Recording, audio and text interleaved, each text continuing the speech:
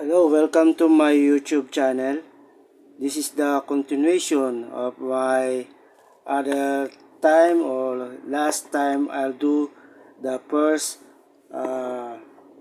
using the sketching of a two-point perspective uh, practices in pencil sketch. As you can see now in model of these houses is here. The two roof, one is designed above the end of the top, and then one of the sided roof is a lower portion of roof. And then you can see the level of this view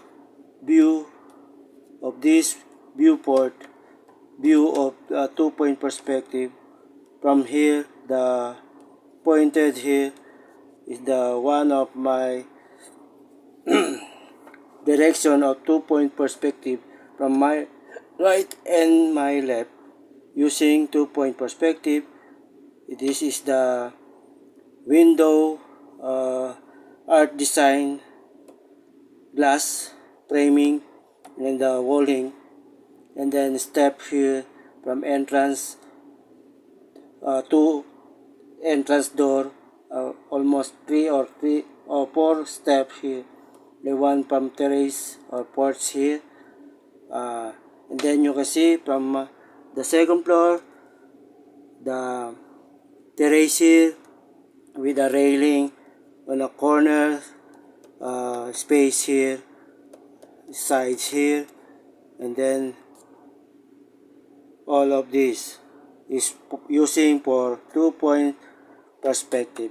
And now I can be use this color pen to highlight all lines here to see the beauty or the presentation, to see all the specifications of window like this. You can not see by using pencil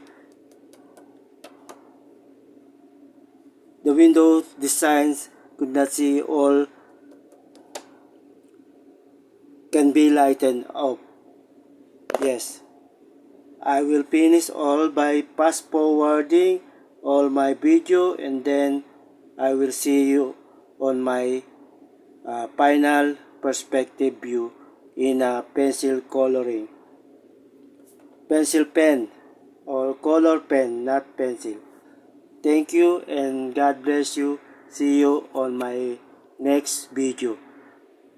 Subscribe or like me or click on my bell icon, and thank you and goodbye.